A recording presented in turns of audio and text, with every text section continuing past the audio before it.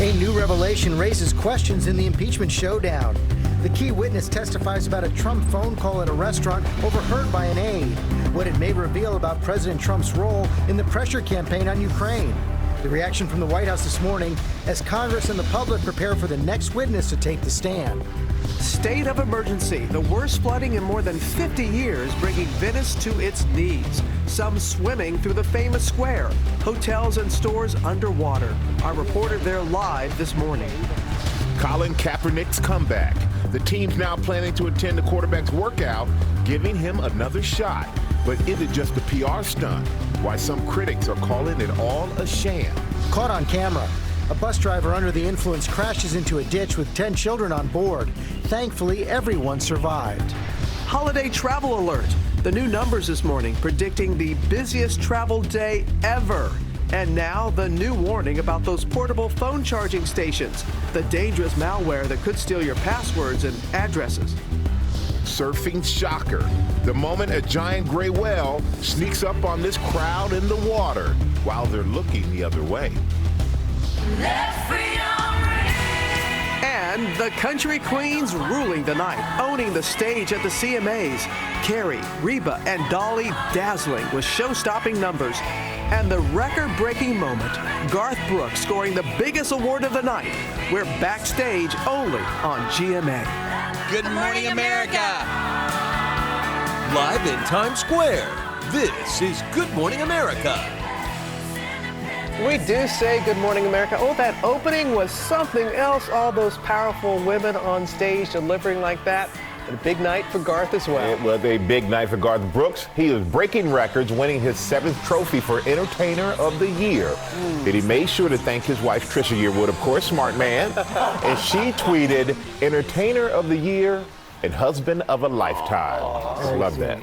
We'll have a lot more on that coming up. Lara is in Nashville, but first we're going to get the latest on the impeachment showdown. And that surprise on day one, a new Trump phone call tying the president to the pressure campaign on Ukraine. America's top diplomat in Ukraine testified that one of his embassy staff overheard President Trump discussing the investigations on a phone call in Kiev. That staffer now a new witness who will testify behind closed doors tomorrow. Our senior congressional correspondent Mary Bruce starts us off from Capitol Hill. Good morning, Mary. Good morning, George. Well, both sides are digging in this morning. Democrats say that this first day of testimony revealed that the president abused his power, while Republicans say this hearing didn't show any of that. They say there is no pressure that was being put on Ukraine. And now these new revelations about another phone call are raising new questions about the president's personal role here. On the first day of public impeachment hearings, surprise testimony from the top U.S. diplomat in Ukraine. Bill Taylor revealing his aide overheard the president following up one day after his infamous phone call with the Ukrainian president. Trump checking in on the status of investigations into his political rivals. The member of my staff could hear President Trump on the phone asking Ambassador Sondland about the investigations. Ambassador Sondland told President Trump the Ukrainians were ready to move forward. Taylor says his aide then pressed Gordon Sondland, the U.S. ambassador to the EU and Trump's point person in Ukraine, asking him what the president thinks about the country.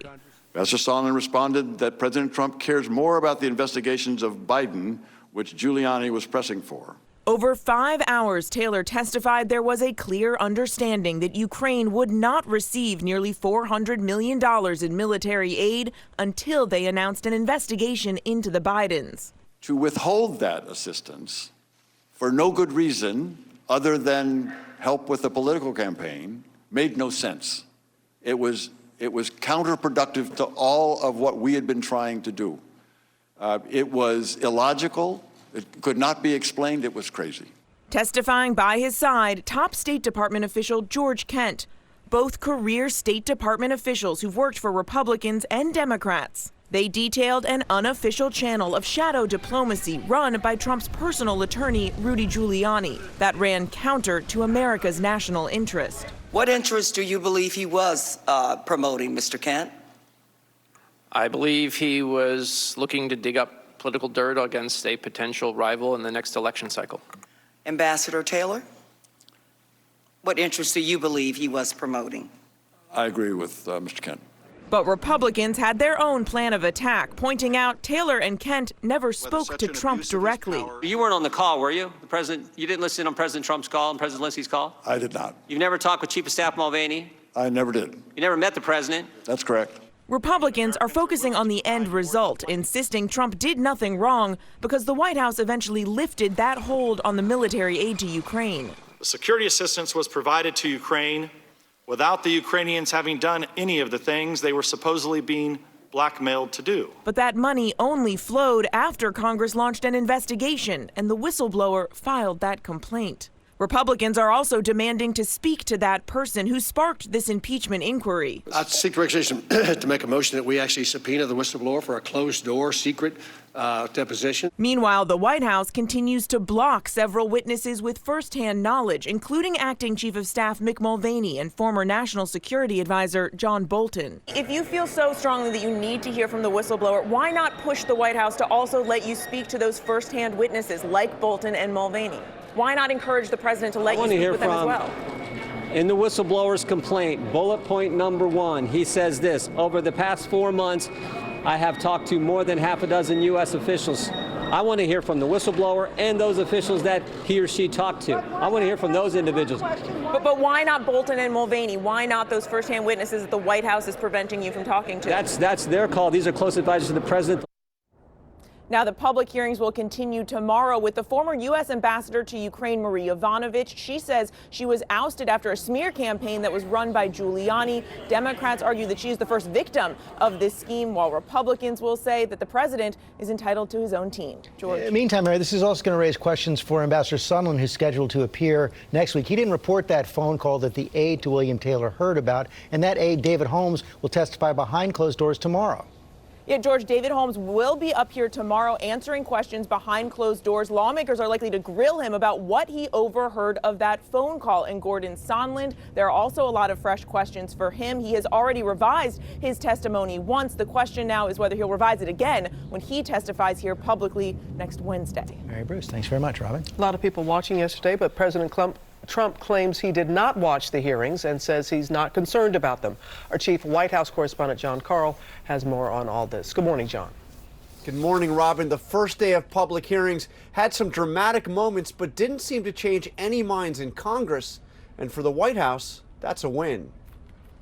The president insisted he wasn't concerned at all about what went down on the first day of public impeachment hearings. This is a sham and shouldn't be allowed. At a joint press conference with the president of Turkey, President Trump claimed he was too busy to watch. I haven't watched for 1 minute because I've been with the president, which is much more important as far as I'm concerned. He denied new testimony that directly implicated him in the effort to pressure Ukraine to investigate his political opponents. Bill Taylor, the top U.S. diplomat in Ukraine, claimed one of his aides heard President Trump asking Ambassador Gordon Sondland about, quote, the investigations on a phone call. I know nothing about that. First time I've heard it. The one thing I've seen that Sondland said was that he did speak to me for a brief moment, and I said no quid pro quo under any circumstances. And while he said he didn't watch it, the president's Twitter account was busy retweeting more than 20 times Republican commentary about today's hearing. And the Trump campaign is raising money on all of this,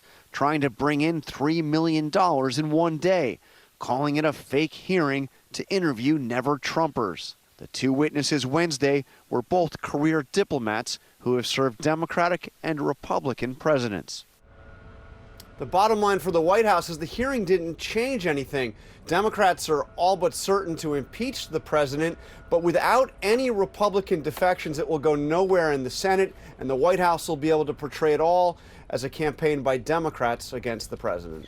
George? That is their hope. Okay, John, thanks very much for being our legal team. Chief Legal Analyst Dan Abrams, Kate Shaw, Professor of Constitutional Law at Cardozo Law School. And Dan, let me begin with you. So we had that new revelation about another phone call, which added to a stream of evidence we really saw laid out yesterday, making it pretty clear that there was an effort to condition aid to Ukraine on them pursuing investigations. Right, and I think that definitely supports the case that the Democrats have been making.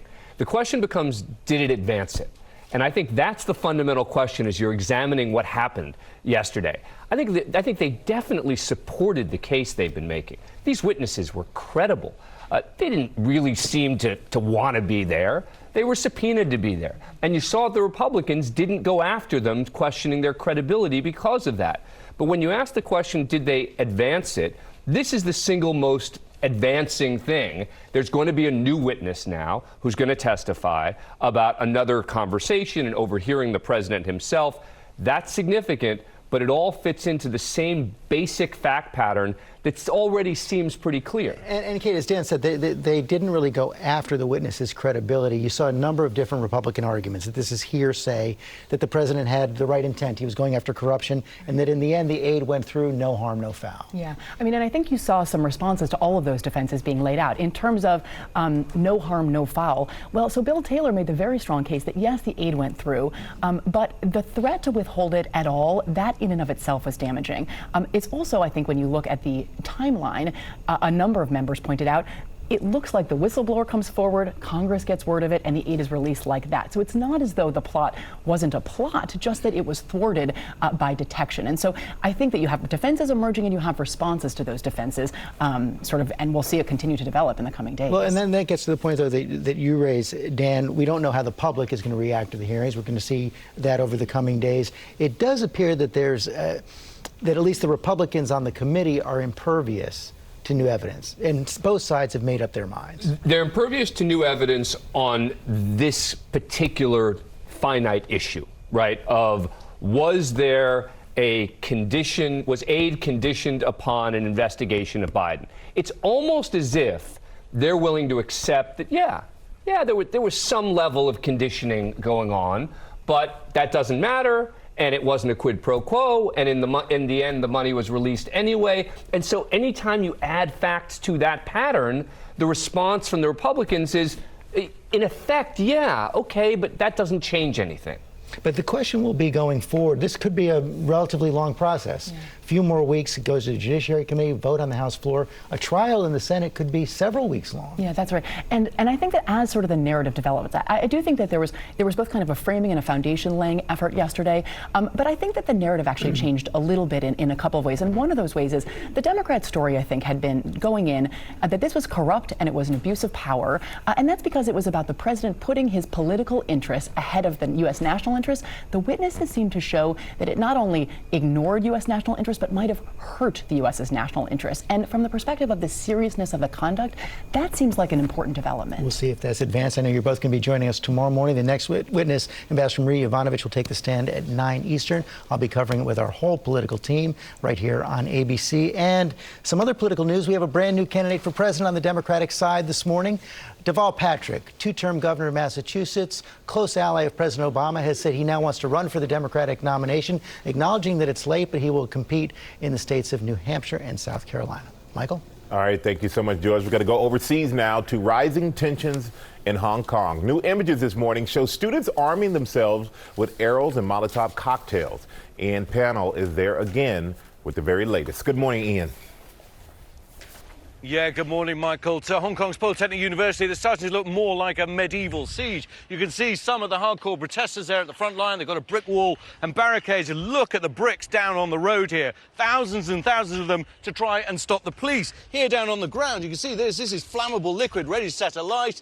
And you've got these spikes littered all over to try and slow the police down. Inside, as you say, there are men with bows and arrows that have already been fired at the police. I've seen young men with baseball bats and also sledgehammers. Now, this scene is repeated across 3 universities here in Hong Kong. And this time, they say they're ready to stand and fight. Robin? My goodness. All right, Ian, thank you so much. And staying overseas to that state of emergency in Venice, the worst flooding in more than 50 years.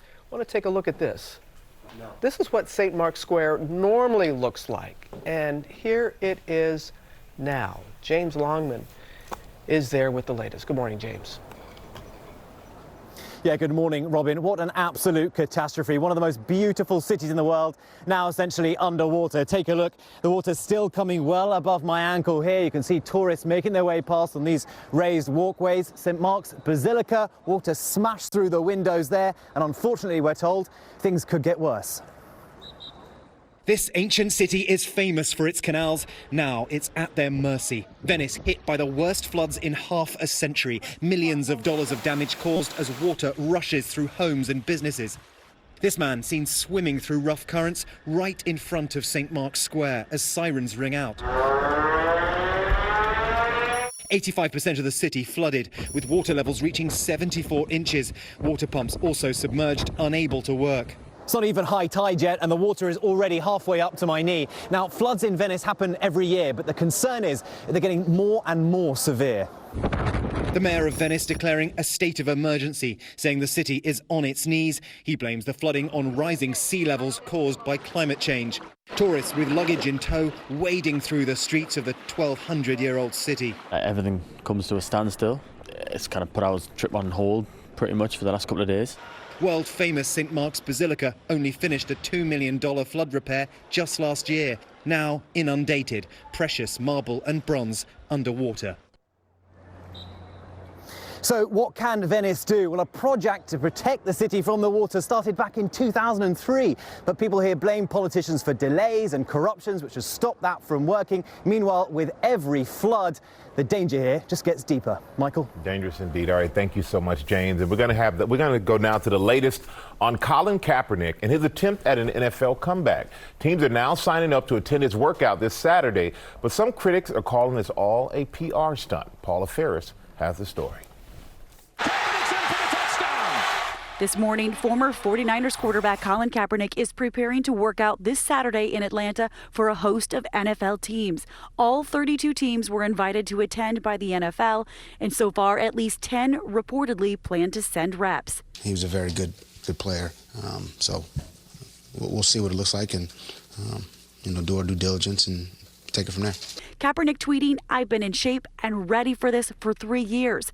He was a star quarterback who led his team to a Super Bowl 6 years ago, but created a firestorm in 2016, taking a knee during the national anthem to protest police brutality and racial inequality. That action sparking nationwide protests. The following year, Kaepernick became a free agent. The quarterback later filed a grievance against the NFL, alleging collusion after no team would sign him. The two sides eventually settling to undisclosed terms. I'm sure there are some teams that will stay away just because, hey, they don't want to deal with everything that surrounds him.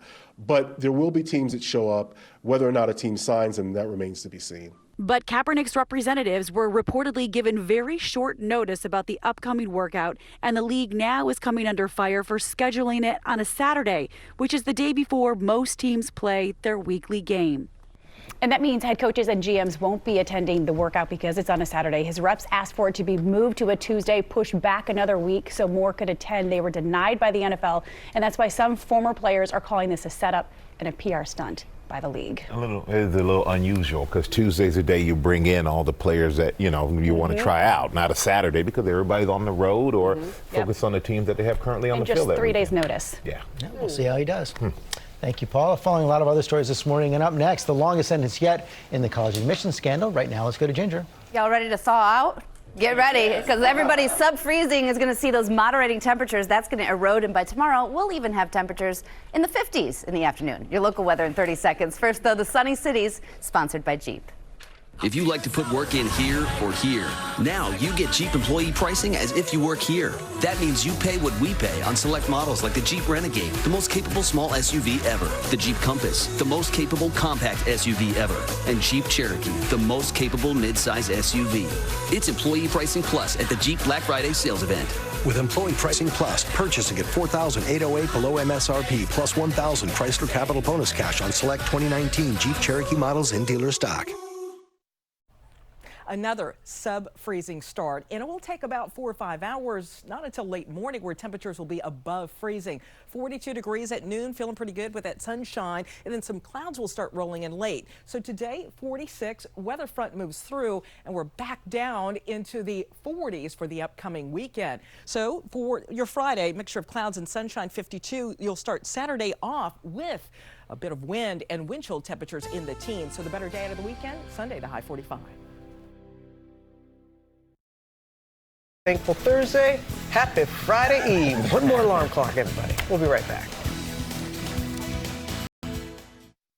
I have moderate to severe plaque psoriasis. Now there's Skyrizi. Things are getting clearer.